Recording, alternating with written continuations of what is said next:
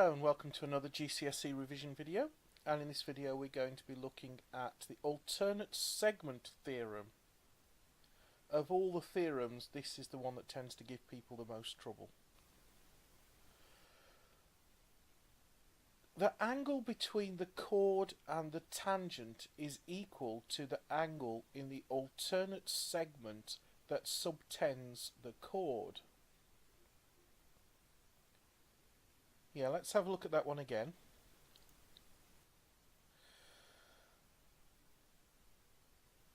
The angle between the chord and the tangent is equal to the angle in the alternate segment that subtends that chord.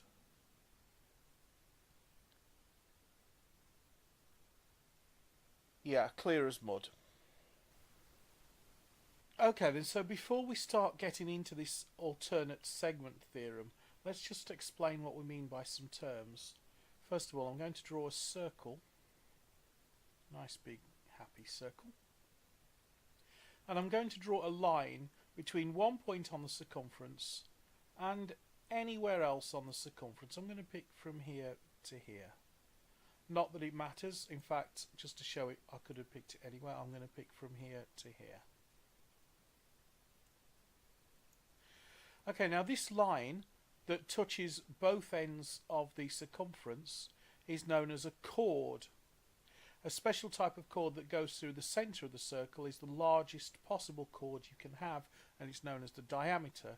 But a diameter is just a chord like any other chord. And a chord splits a circle into two segments. Now, if your chord is a diameter, then the two segments will be exactly equal and they will be called semicircles.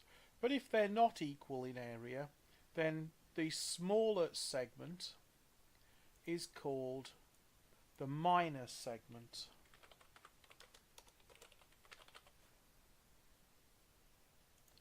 And the larger segment is called the major segment.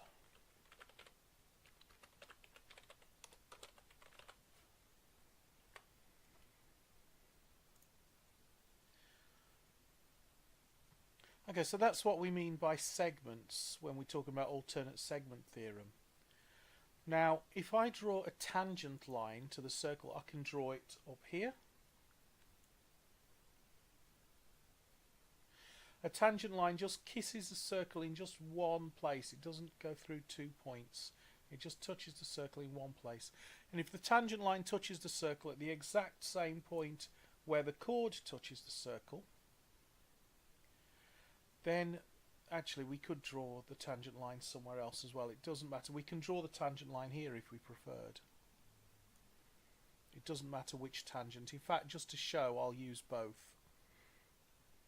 But this angle that the chord makes with the tangent line, if I try and draw it, I can draw an angle here, or I can draw an angle here. Either will do. So let's say I draw this angle in here. This angle I'm going to call X, and this angle X is sitting in the major segment. Now what the alternate segment theorem states is that any angle on the circumference of the alternate segment, that is to say, in this case it'll be the minor segment because the angle's in the major segment. So if I draw an angle anywhere on this circumference that circumscribes the chord, so let's draw it from here to here, then this angle here is the same X as this angle here, because it's in the alternate segment and the angle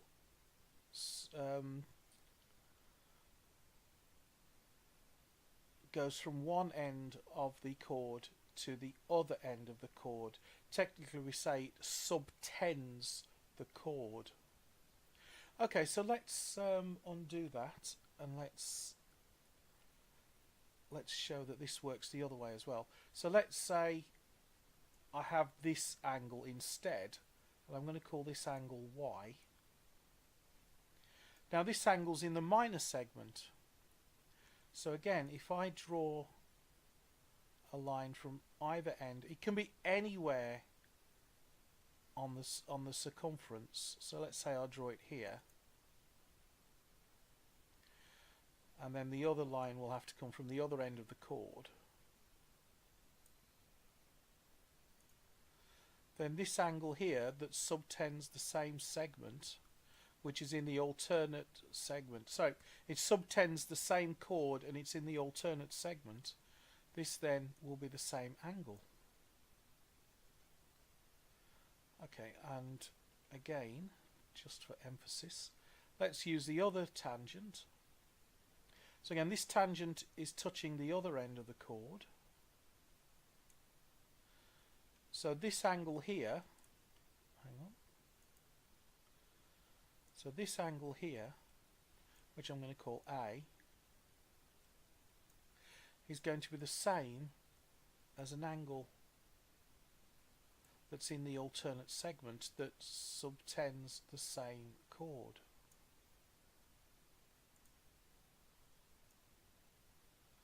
So this angle is also A. And one more time. So this angle here, you can guess where this one's going. So this angle, I'm going to call it B. Now this angle is in the major segment, so it'll be the alternate segment, so it will be in the minor segment. Anywhere in the minor segment that subtends the same chord is going to be the same angle. And that's what we mean by the alternate segment theorem.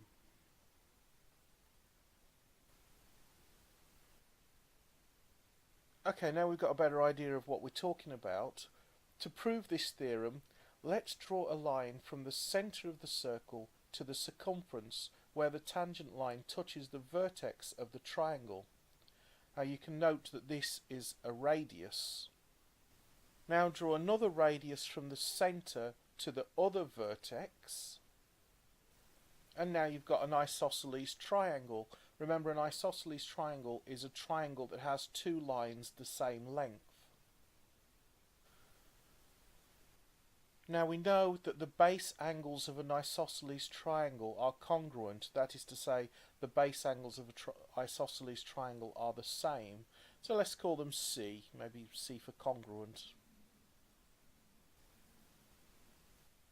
We know that the tangent line meets the radius at 90 degrees, so C plus A equals 90 degrees.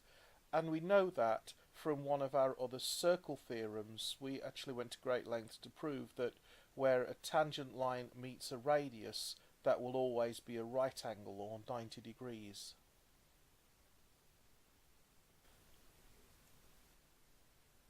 If we draw a perpendicular bisector from the centre to the base of the isosceles triangle, then we create two congruent right-angled triangles.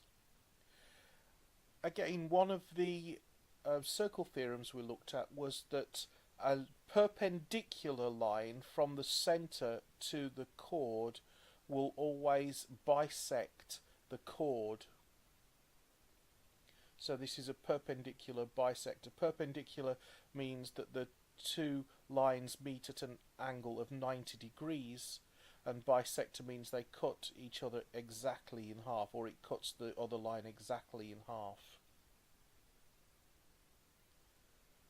So we can now label the remaining angles. Since the triangles are congruent, the angles must be the same. So I've labelled them D.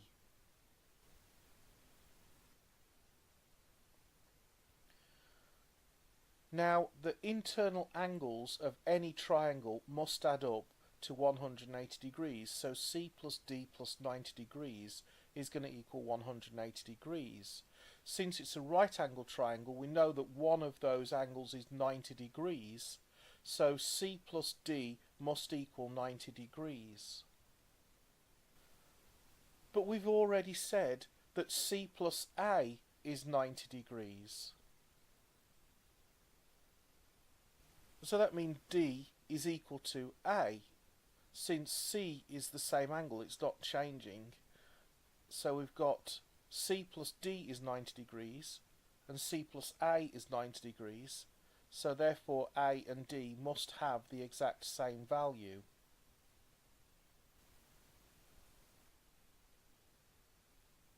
And since D is equal to A, we can dispense with the superfluous letter and just call it A.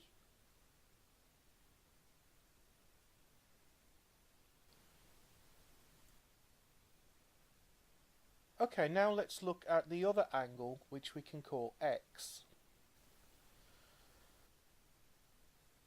Now we can note that angle X, an angle that is A plus A on the isosceles triangle, or 2A, both subtend the same arc, but one is at the centre and one is at the circumference. And already we should be thinking, hang on, we know a circle theorem that talks about that. We know that an angle that subtends the same arc from the centre is twice as big as an angle that subtends the same arc from the circumference. In other words, 2 times A is equal to 2 times X, which means X is equal to A. So again, we can get rid of the superfluous letter.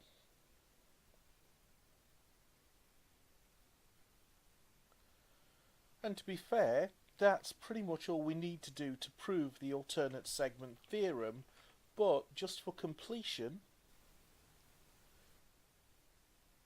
now that we've proved that the two angles marked A are congruent, let's consider the angles marked B and D. If we fill in the missing angle and call it Y, we can note that A plus Y plus B lie on a straight line and therefore must sum to 180 degrees. And we can note that A plus Y plus D form the internal angles of a triangle and therefore must sum to 180 degrees as well. So A plus Y plus B is 180 degrees and A plus Y plus D is 180 degrees. So therefore B is equal to D. And again we can dispense with the superfluous letter.